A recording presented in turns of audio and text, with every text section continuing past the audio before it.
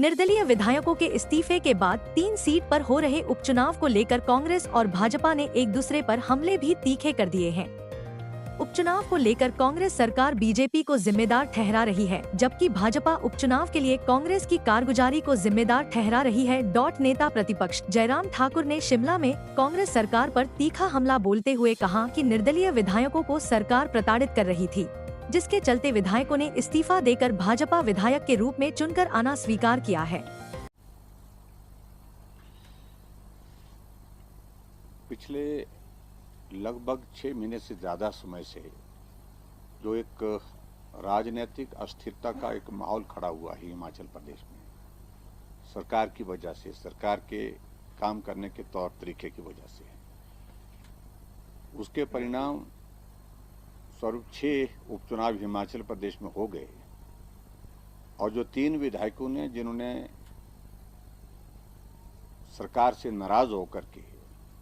और नाराजगी की बात यह है कि जिस प्रकार से उनके क्षेत्र को नज़रअंदाज किया गया, उनकी बातों को सुना नहीं गया, माना नहीं गया, और उसके साथ साथ में जब राज्यसभा के सीट के चुनाव के लिए उन्होंने स्वतंत्र होकर के वोट डालने के लिए कदम उठाया, जिस पर सरकार ने बहुत बड़ा एतराज़ किया, मुख्यमंत्री ने और उनके सब मंत्रियों ने, और उनके परिवार के खिलाफ, उनके खिलाफ जो है वो कई तरह के जो मामले दर्ज करने की दिशा में कदम बढ़ाए। और ऐसे में बहुत सारी चीजें इस प्रकार से हो गई। निर्दलीय विधायकों ने बहुत विचार करने के बाद एक फैसला लिया कि अगर ये प्रताड़ना का दौर इसी प्रकार से चलता रहेगा, सरकार को समर्थन देने के लिए हम पर दबाव बनाने के लिए जो प्रयत्न किए जा रहे हैं कांग्रेस पार्टी की ओर से, वो हम नहीं झेल पाएंगे। हम अपने क्षेत्र का विकास चाहते हैं,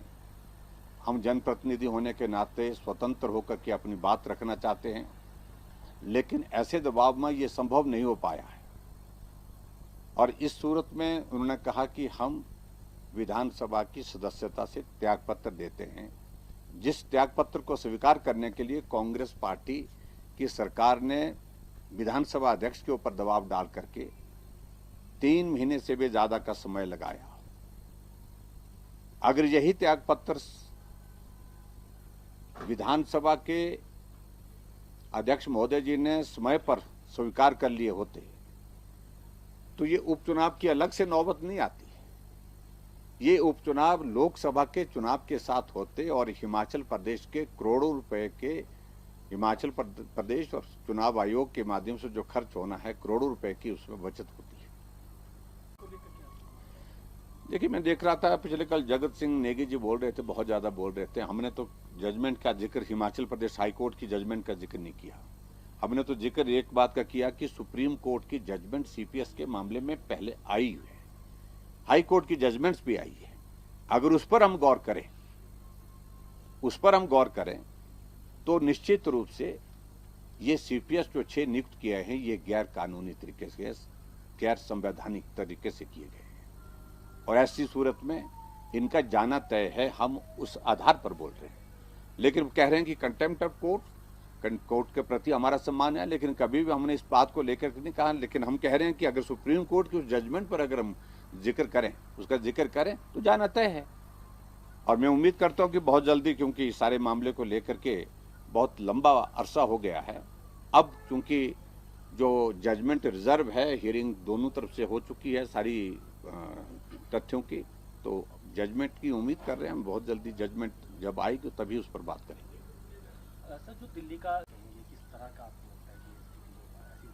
कि मैं पहले भी इस बात को बड़ा स्पष्ट कर चुका है कि हिमाचल प्रदेश में कानून व्यवस्था नाम की तो कोई चीज रही नहीं है, और ये स्थिति इसलिए बनी है कि मुख्यमंत्री और अधिकारी सिर्फ सरकार बचाने में लगे।